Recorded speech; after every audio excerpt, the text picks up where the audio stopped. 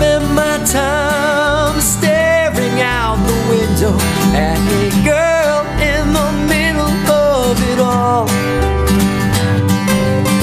I don't know her name, but her face remains the same. I blame myself for not going that way. What if I came your way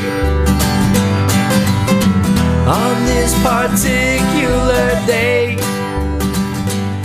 Hi, I'm Al Bangert, and you are watching I Always Want to Do That. This is a TV show we produce on local SCTV, your Scituate Community Television, to interview people who have interesting jobs, interesting hobbies, interests, or other pursuits. And today, veteran interviewer Mike Davis is going to come to the Scituate Police Department and interview Officer Sarah Fantasia, a new police officer in Scituate, and find out about how she got to become a police officer. Here comes Mike now. Hi, Mike. Hi, Al.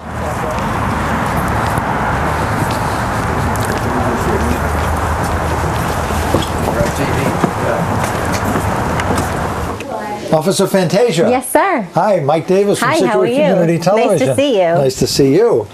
Well, I got a little cubby hole here. We can have a chance to chat. Absolutely. And, we did an interview with a number of people in Scituate Police Department last year, and we really talked more about the police department, but we haven't had a chance to talk about someone as a police officer and some key questions maybe to see how other people might be interested in becoming a police officer. Okay. So you're kind of going to be the role model here. Happy to help. Good, good. So you've been a police officer for how long? 13 years. And how long did you want to be a police officer? As long as I can remember. Really? Yeah, my earliest memory was when I was 5. Wow. And that's when I knew it. Family members? Nobody. Everyone thought I was crazy and they thought I'd grow out of it, and I obviously never did. And so you've been for, you said 13 years. And you've been in Scituate a short time, but you're doing kind of dual duty between Hanson and here. Yep, I'm a full-time officer in Hanson and part-time officer in Scituate. Okay, good. Well, thank you for sharing time with us today. Thanks for having me. You sound like you're going to be busy. And hopefully things move forward and you become a full-time officer here. That's the plan. Which is good. We need good people, obviously, as a town person. Tell me a little bit about what it's like to come through the process. Maybe go back 13 years ago. You decided you wanted to do it, and you did what? So I always knew I wanted to be a police officer. So my first step was college. So I majored in criminal justice in college. I got my bachelor's degree from UMass. And then I took the civil service exam. So anyone who wants to be a police officer, every 2 years, the state runs the civil service police officer entrance exam, and you take that, and then you just wait for a town to call you that might be interested in hiring you. So I did that, and I didn't have the opportunity to get hired by a town, so I looked for a college police department that might be interested in hiring, and I was fortunate enough to get hired by the Bridgewater State College Police Department, and they sent me to the full-time police academy. Oh, wow. So that's how you got in, again, to get your That's how I got foot in the door. Yes, that was my foot in the door. And just a quick question, when you're working on a college campus, I assume you're a campus police officer? Yes. Is it different than being in a town, for example? Is responsibility different? It's the same in almost all the ways, except the age group that you deal with is 17 to 22. So it makes things more interesting. I guess it could be very interesting. I can imagine. I can only imagine. But it's all the same stuff that you deal with in any town. I mean, there's domestic disturbance calls, drugs, alcohol, lost keys, locked out of your car, all the usual things that you deal with in a town. So it's just compact. Right, okay. Yeah, so I went from there to the Boston College Police, and I worked there for 8 years. Wow. And that was an interesting experience. So my math isn't working well. So we're up to how many years now? So I worked at Bridgewater State for 3 years, Boston College for 8, and then I moved to Hanson 2 years ago. So full-time in the town of Hanson now. So their losses are gain. Yes. Perfect, perfect. And if you were going to, let's say you were facing a group of young ladies today that were in either high school or in college, what would you say to them? What would you what would be your advice to them as far as getting into public service and into the police department specifically? I would say if you want to do it, go for it. Don't let anyone tell you can't do it. There's always, where there's a will, there's a way.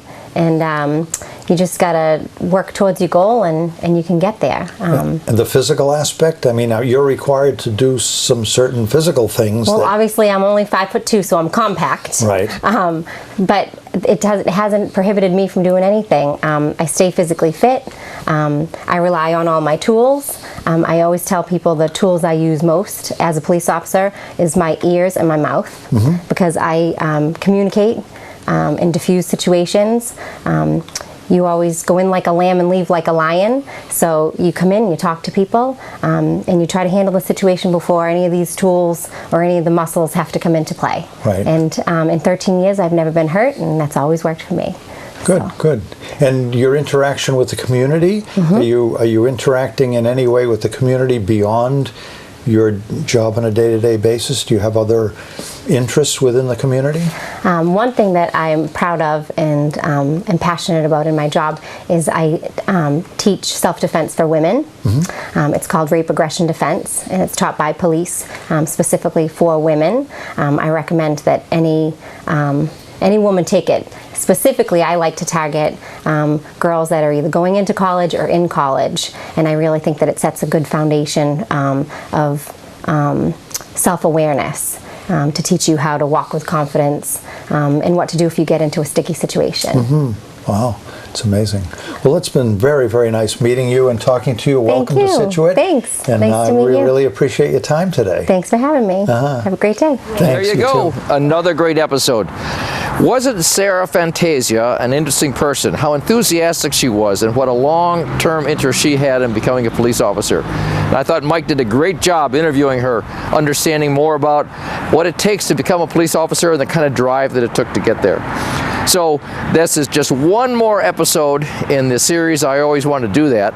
If you have an idea about something you'd like to see, something we can track down for you, then write us an email. Send it to sctv@scituatema.gov. That's sctv@scituatema.gov, and we'll track it down. I'm Al Bangert. Thanks for watching.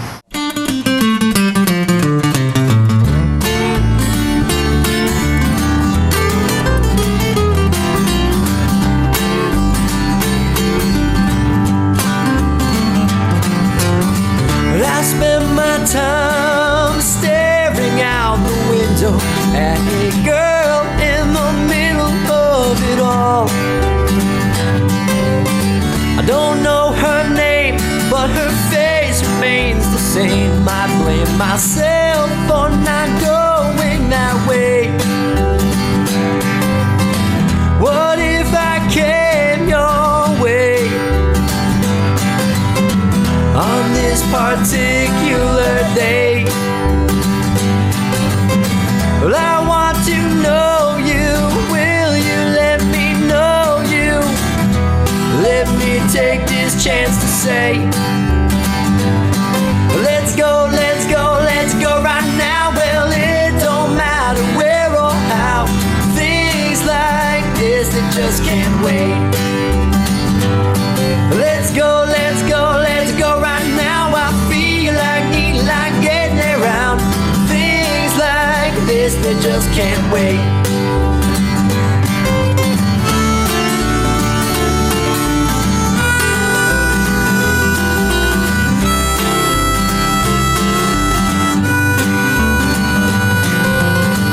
Her hair's tied back, she might be good, but she might be bad. Well, she might just be that girl I never had. Let's take a shot, 'cause it's all we really got in this life. You never